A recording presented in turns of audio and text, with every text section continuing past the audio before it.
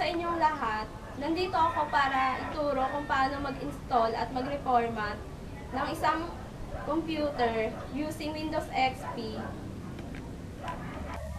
Kung nakikita nyo, may yung laman, yung files ng computer, ayan ang re-reformat natin. And then, itong installer, ipapasok na natin sa CD-ROM.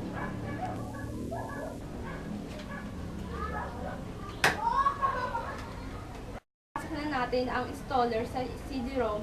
Ngayon, i-restart na natin itong computer.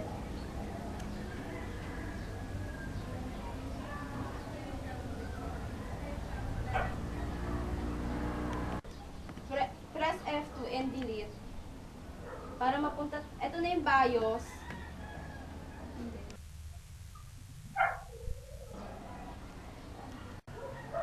Ito na yung BIOS na sinasabi ko sa inyo. Kung makikita nyo, meron ditong main, advanced, security, boot. Since mag-reformat tayo, kailangan natin pumunta sa boot device priority, press enter.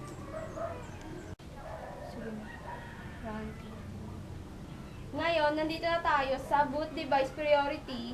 Kung makikita nyo, ang first boot is hard drive, second boot is CD-ROM drive. Since yung CD-ROM natin is nasa second boot, kailangan natin siyang gawing first boot kasi nga yung installer na natin, isa CD-ROM natin siya inilagay. F6 lang.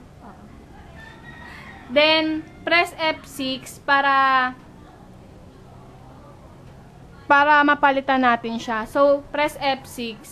Then yan, kung makikita nyo dito, yung CD-ROM na yung nasa, yung first boot natin, then yung hard drive na natin yung second boot.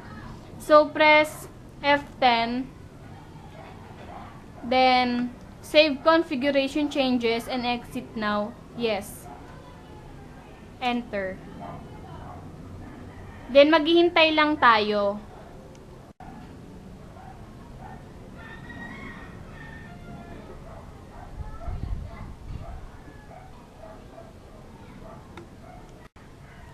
Yan, kung makikita nyo, andito na tayo ngayon sa Windows setup. So, nagre-recovery tayo ng mga files para makapag-reformat. So, maghintay lang tayo ng isang sandali para makapag-reformat na tayo. So, ngayon, andito na tayo sa partition. Kung makikita nyo dyan, merong partition 1 and partition 2. Since magre-reformat tayo, kailangan nating i-delete tong partition 1 at saka partition 2. Kasi, itong partition 1 at saka partition 2, ito yung mga files na itong computer. Since magre-reformat nga tayo, kailangan natin silang i-delete. So, press D, and then, enter. Then, to delete this partition, press L. So, all data on this partition will be lost. Yan, kung makikita nyo, yung partition 1 is naka-unpartition na siya. So, yung next naman nating i-delete is yung partition 2. So, yung partition 2. Then, ganun ulit, press D, then, L. Yan, kung makikita nyo ngayon, wala nang naka-partition. Siyempre, i-reformat natin siya, gagawa ulit tayo ng panibagong partition. So, para makagawa nun, press C. Ayan, kung makikita nyo, yung partition size niya or yung space ng RAM ng computer na to is 38. So, hahatiin natin siya. So, gagawin natin siyang 19. So, gagawin natin siyang 19. Buburahin natin siya.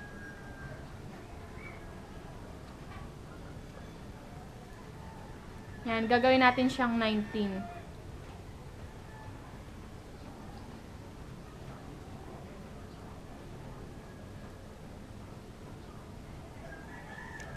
So, ayan, naka-partition na siya. So, hinati natin siya. Ginawa natin siyang 19. So, press enter. Yan, kung makikita natin dyan, meron na tayong partition 1. So, since hinati nga natin siya, kailangan pa natin ulit gumawa ng partition 2. Yun yung local disk din na tinatawag natin. So, ganun ulit, press C. Yan, press C. Then, kung makikita nyo, ayan na yung space na natitira ng RAM na itong computer. So, press enter na lang ulit kasi ayan na yon. Then, ayan, kung makikita nyo, dalawa na yung naka-partition. Yung partition 1 and then yung partition 2. So, okay na. So, press enter para makapag-install na tayo. Yan. So, gagamitin natin is yung format the partition using the NTFS file system quick.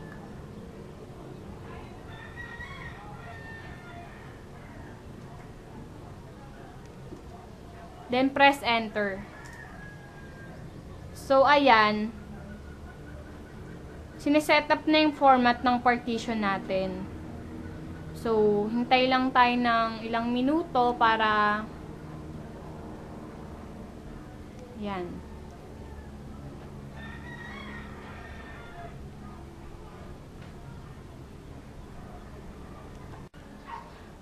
Yan. So, kung makikita nyo, nag-i-install na tayo ng Windows. So, hintay lang tayo ng ilang minuto para makapag-reformat na. So, kung makikita nyo, merong lumabas na license agreement. So, click lang natin yung I accept this agreement. Then, click next. So, yan, nag-i-install na ng mga devices. So, wait lang tayo ng ilang minuto.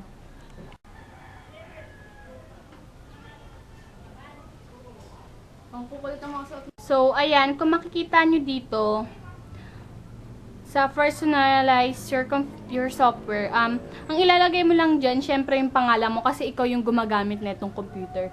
So, ang ilalagay natin dyan is Mariel. So, ayan. Then, press next. Kung yung organization, kung wala naman kayong organization, wag nyo nang lagyan. I-next nyo na lang. Yan. So, yan. Kung makikita nyo, andito tayo sa product key. So, kailangan talaga natin maglagay ng product key kasi required yun para makapag-install tayo. So, itatype na natin siya.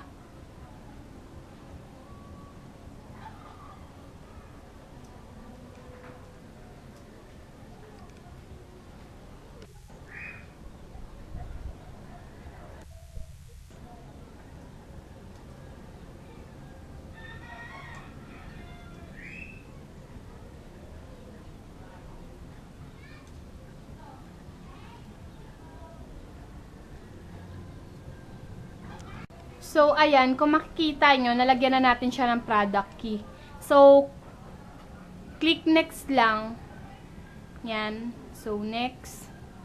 Then, ayan, kung makikita nyo, computer name and administration password. So, ang nakalagay dun sa computer name is, syempre, yung pangalan ko. So, kung wala naman kayong ilalagay dun sa administrator password, click next nyo na lang. Then, ayan, nandito na tayo sa date and time. So, kailangan nating i-set up tong oras. So, yung sa date and time, okay na siya.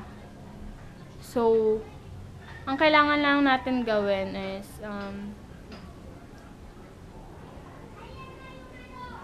hanapin natin yung dun sa time zone.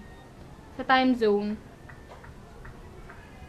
hahanapin lang natin dyan yung Singapore.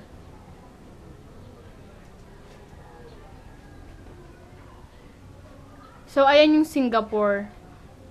Ayan. So, yan. So, click natin yan. then next. So, ayan. Nag-i-install na ulit tayo ng mga networks. Kagaya ng mga Wi-Fi, LAN. So, let's wait a minute. So, kung makikita nyo dito, nandito na tayo ngayon sa computer domain. So, ang ilalagay natin dyan is work group.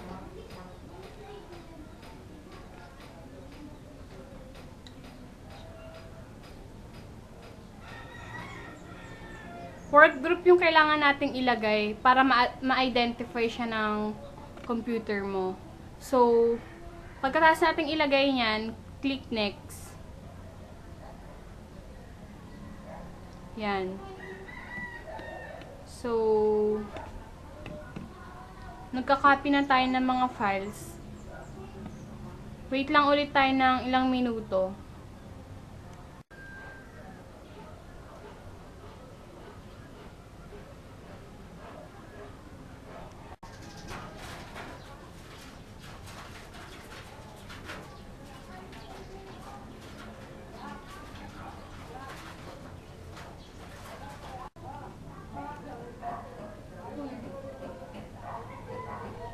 So, ayan, kung makikita nyo, tapos na tayo mag-reformat. So, ayan, nag-restart na ulit yung computer. So, hintay lang ulit tayo ng ilang sandali para pagkatapos ng pagre-restart na to, makikita na natin kung ano yung kinalabasan ng pagre-reformat natin. So, ngayon, sa part na to, nandito na tayo sa welcome of Microsoft Windows. So, kiklik mo lang yung next. Yan. Click next.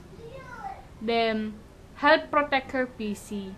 So, not right now. Siguro, mamaya na lang natin siya i-register. Click natin yung not right now. Then, click next.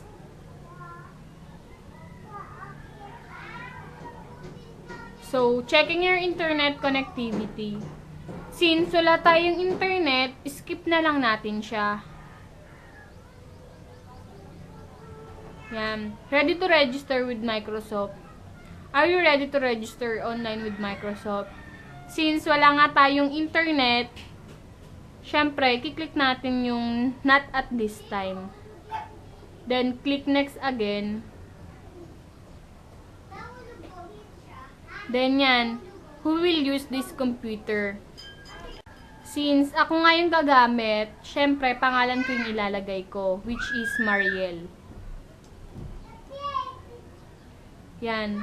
Pagkatapos natin siyang ilagay, i-click na natin ulit yung next.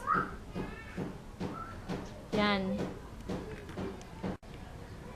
So, pag nakita nyo na tong Windows na to, click next nyo na lang ulit.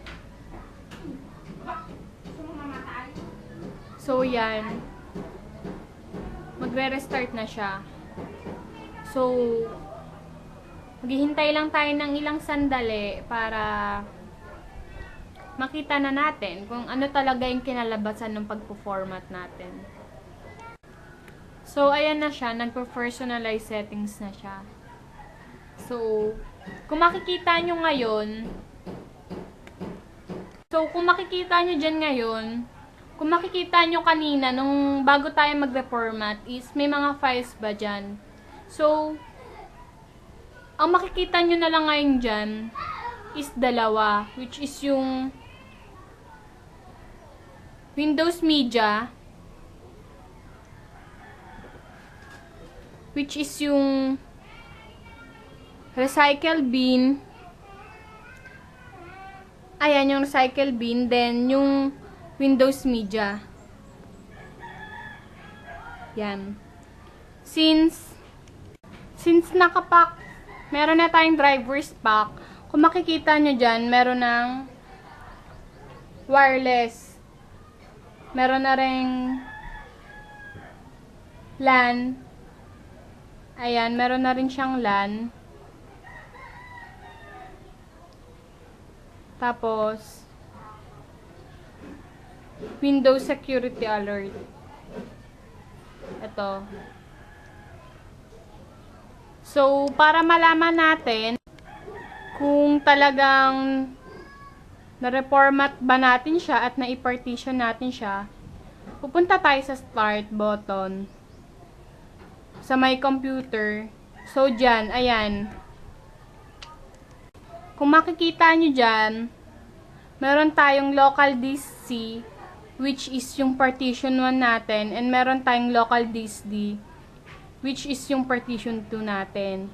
So, Mariel's Documents, kasi yan yung pinangalan natin dun sa file natin. I mean, nung nagre-reformat tayo. So, tapos na tayo mag-reformat. Thank you for watching.